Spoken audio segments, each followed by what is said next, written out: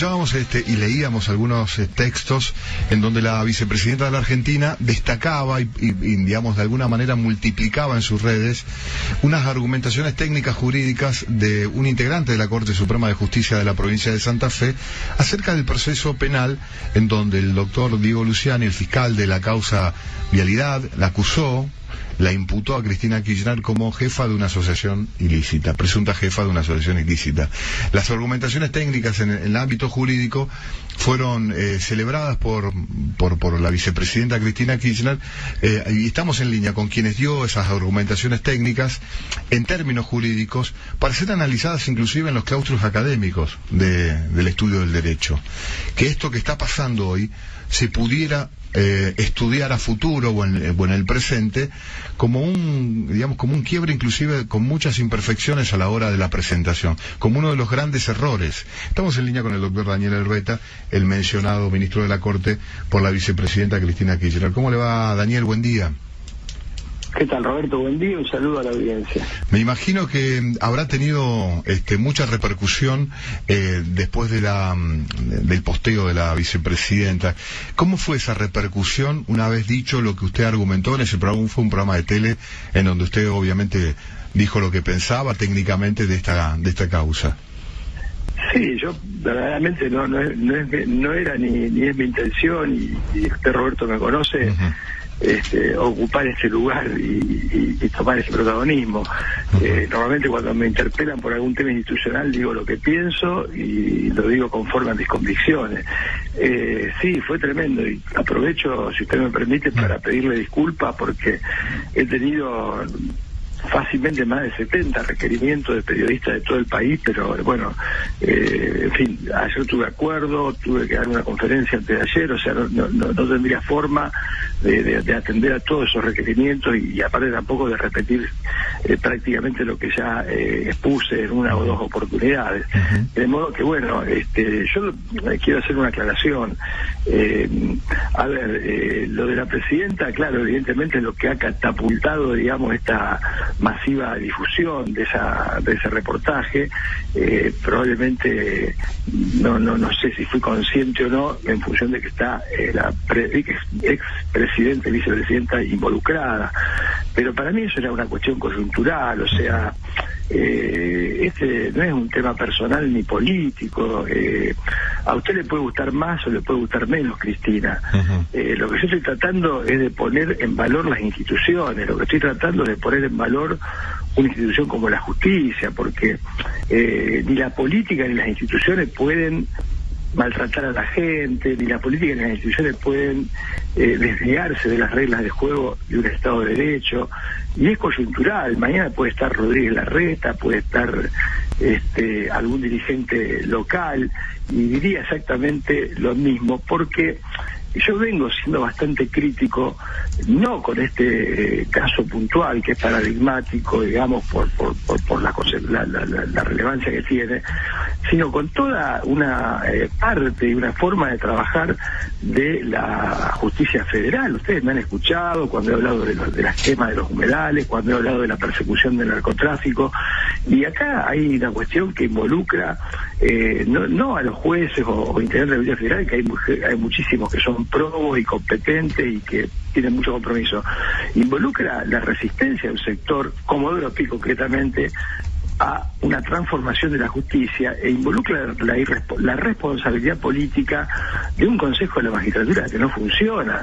O sea, usted tiene jueces federales, tomemos el caso de Rosario, 2 jueces federales, donde una ley les habilita a viajar a Santa Fe a cubrir una vacancia por medio de subrogancia, cobrando 1/3 o la mitad más del sueldo, cuando todos nos quejamos que no tenemos recursos federales en la ciudad de Rosario. Resulta de que la propia estructura institucional posibilita de que ese juez esté un tiempo en Rosario y otro tiempo en Santa Fe, o que un fiscal esté un tiempo en Rosario y otro tiempo en la ciudad de San Nicolás. En fin, hay un montón de cuestiones que verdaderamente no se someten a discusión. Evidentemente hay medios que no tienen interés en plantearlo, y esto sin caer en patologías más graves, porque, Roberto, yo le soy sincero, porque no es la primera vez que lo digo, lo he dicho en mis conferencias, y lo digo conceptualmente. Usted no puede trasladar por decreto un juez de un tribunal oral federal, de un TOF, a una Cámara Federal, porque son competencias distintas, funciones distintas. Y si usted gana un concurso para ser juez de un tribunal oral federal que juzga, está en la etapa de juzgamiento de delitos, usted para ser camarista federal tiene que ir a otro concurso.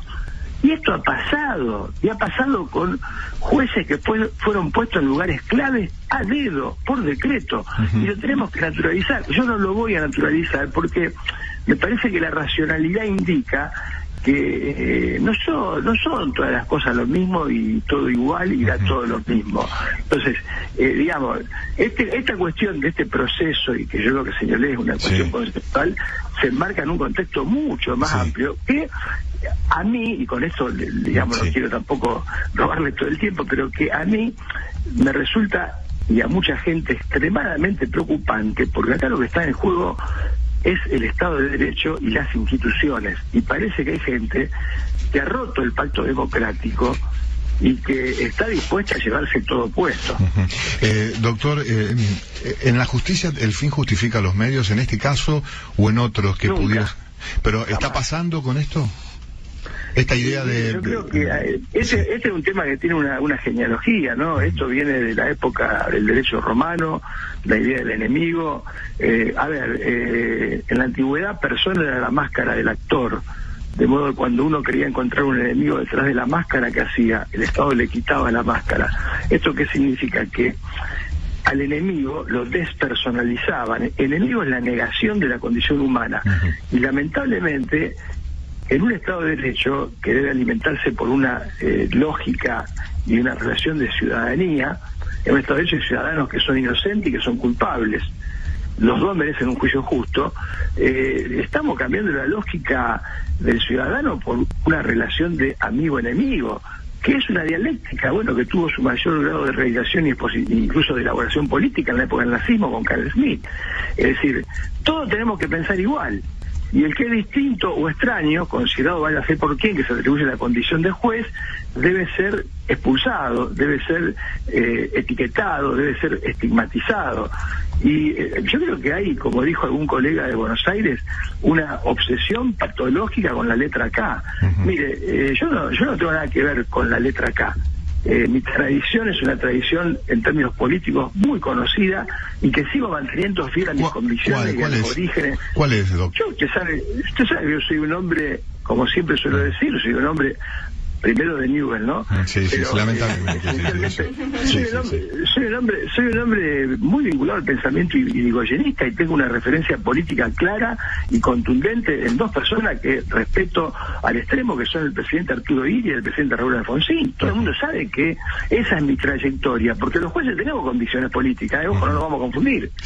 Y hasta los que dicen que no la tienen, como decía el famoso juez de la Corte Nacional Petracchi, los jueces que, siendo ministro de la Corte Nacional, uno de los mejores ministros que ha tenido la Corte Nacional en su historia, decía, miren, los jueces que creen que son asépticos, que no tienen convicciones políticas, son como el cangrejo, que es un crustáceo pero no lo sabe.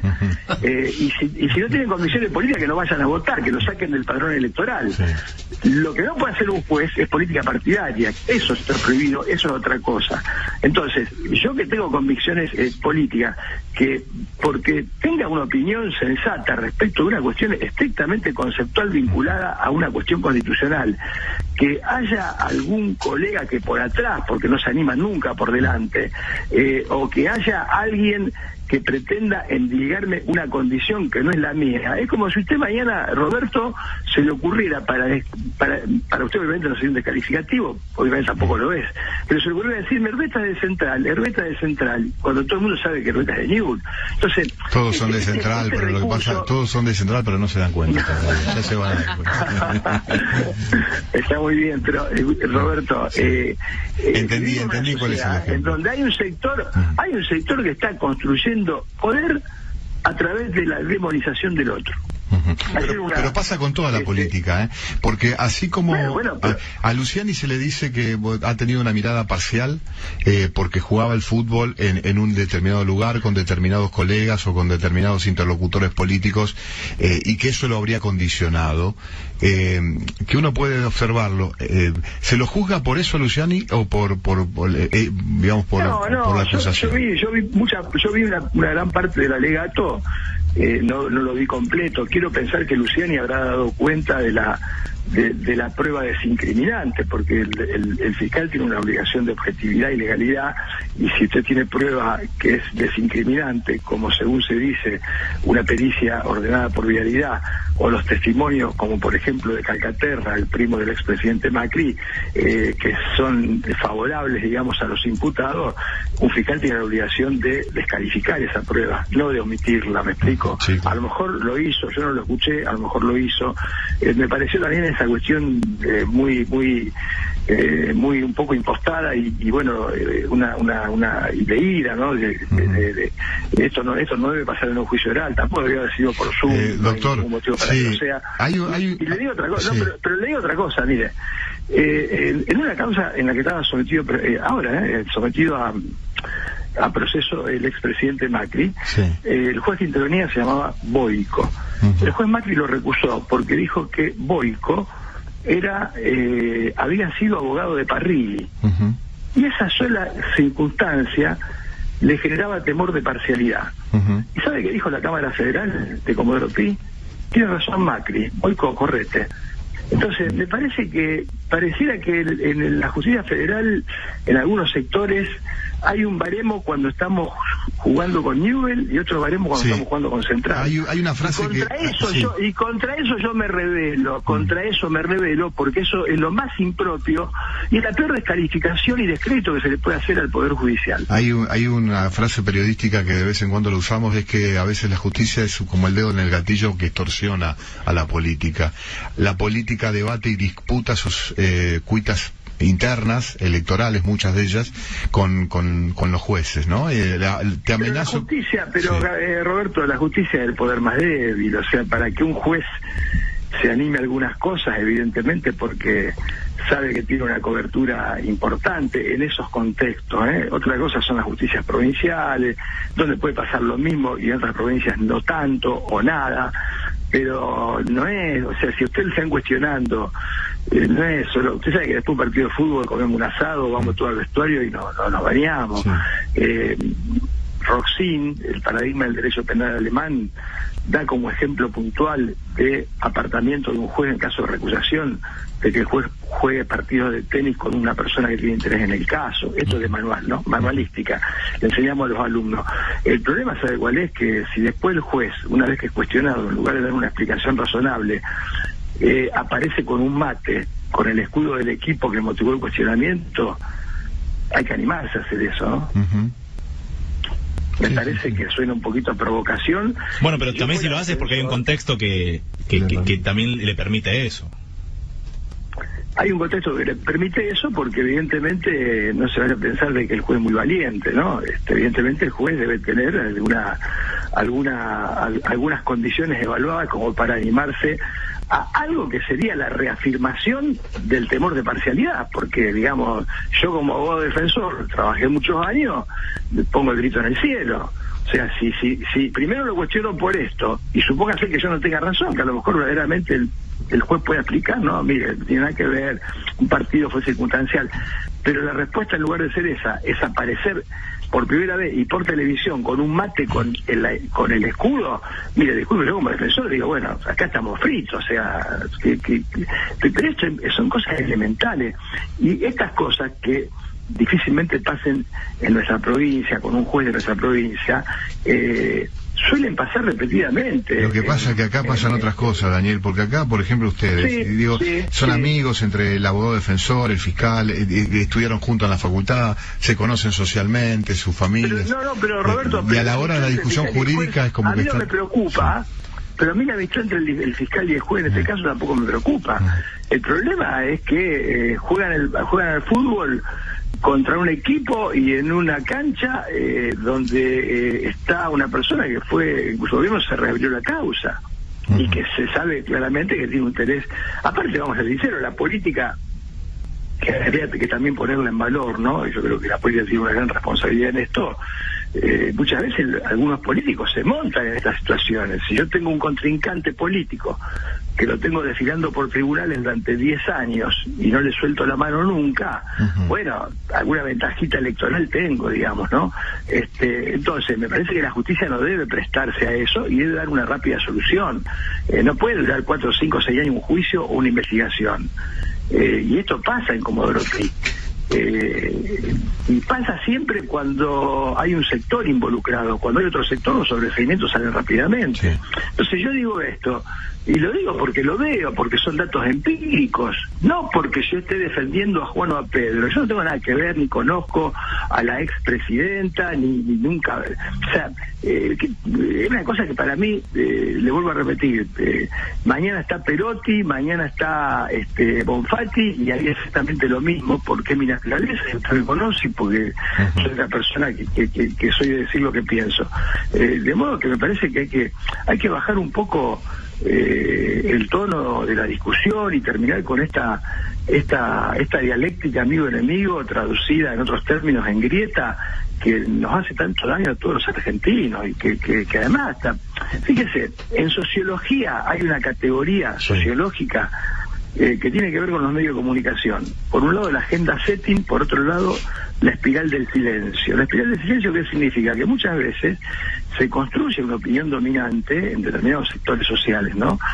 Obviamente a partir de la información que cada uno recaba, y cada uno construye su realidad. Si yo leo todo el día Clarín, mi realidad es Clarín, y si leo La Nación es La Nación, y si leo Página 12 es Página 12.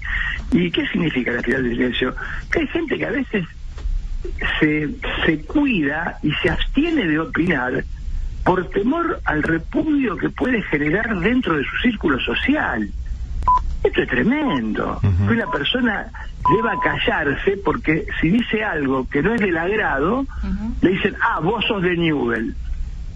Pero ¿quién es el que pone con el dedo vos sos de Newell? A alguien que, por ejemplo, es de Central.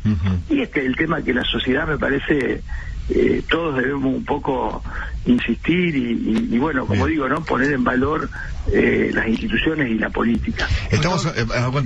Quiero presentarlo porque hace 20 minutos estamos hablando con Daniel Herbeta, ministro de la Corte Suprema de Justicia de la provincia de Santa Fe, sobre la repercusión que tuvo un análisis judicial de él, jurídico, digamos, replicado por la vicepresidenta argentina Cristina Fernández. Sí, Mariano. Sí, yo aprovechaba que estamos hablando con un juez de la Corte para preguntarle si hay plazo o tiene establecido plazo la Corte de Santa Fe para resolver en el tema Vicentín. Sí, la Corte, rápidamente se lo digo, en ese momento se le corrió traslado al procurador, último trámite. El procurador de la Corte tiene que hacer su dictamen, porque es obligatorio en el pedido, y una vez que el procurador haga el dictamen, que calculo tiene un plazo, el procurador de días hábiles, se le ha corrido recientemente, pasa a resolución de la Corte. Bueno, la Corte no lo va a resolver en 3 días porque es un planteo que lo tienen que ver cerca de los 6 integrantes, digamos, de la Corte, pero calcule de que obviamente se va a resolver no le digo en el mes de septiembre, pero probablemente en los primeros días de octubre seguro. Bien, bueno, dentro de la repercusión que ha tenido esta exposición que ha hecho, doctora, ¿a alguno le ha llamado la atención, digamos, inclusive gente que no piensa como usted en términos jurídicos? Porque la Argentina, más allá de la cuestión política, ¿no? Nombres, porque tampoco quiero con eso poner a nadie en un lugar que no corresponde, pero hasta gente de partido de la oposición me ha llamado para decirme que bueno, qué bueno que haya opiniones y que estas cosas se puedan decir y la valentía de decirlo.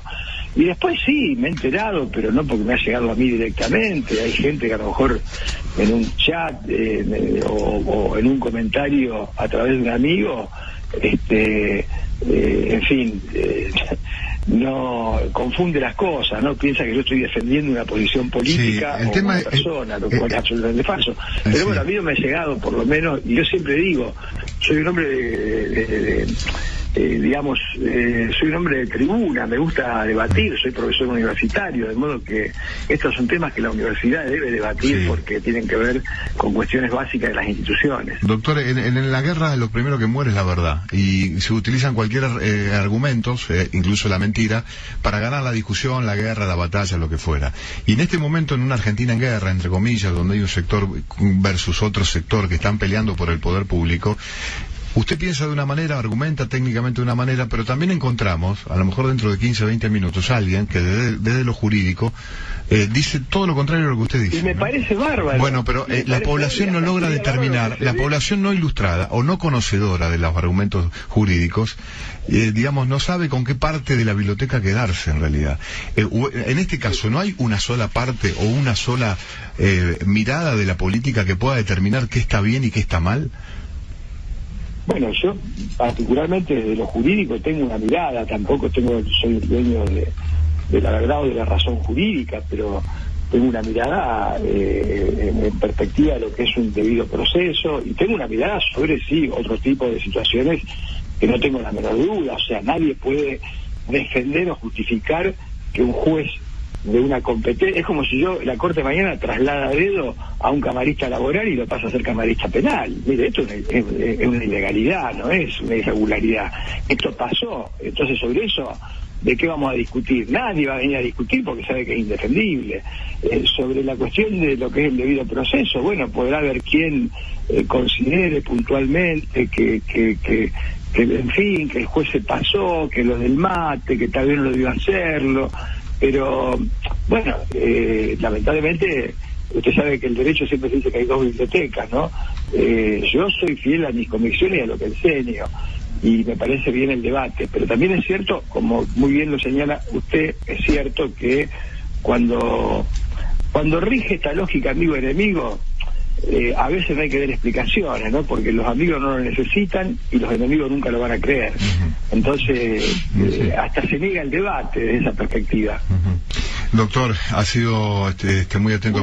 Y antes del final, ¿está satisfecho con Berti? Bueno, esperemos que le vaya bien. ¡Qué silencio! Ya está. Esperemos que le vaya bien. Es un problema conseguir técnico, y más en una circunstancia como esta. Y me dijeron que está Bielsa en Rosario. Pará, Roberto. Y bueno, está Bielsa en Rosario. El tema... Sí, pero no creo que Bielsa esté en condiciones de dirigir a la Argentina. Usted sabe, yo soy primo hermano del presidente de Newell, o sea que no puedo dar bien. No puedo dar no puedo comprometer, digamos, pero tengo mucha confianza en el doctor Astore, y espero que las cosas salgan bien. Pero el silencio, ¿no? No sé, que doy la pausa con el tema Berti. Bueno, pero había que pensar la respuesta. Bueno, Doc, gracias.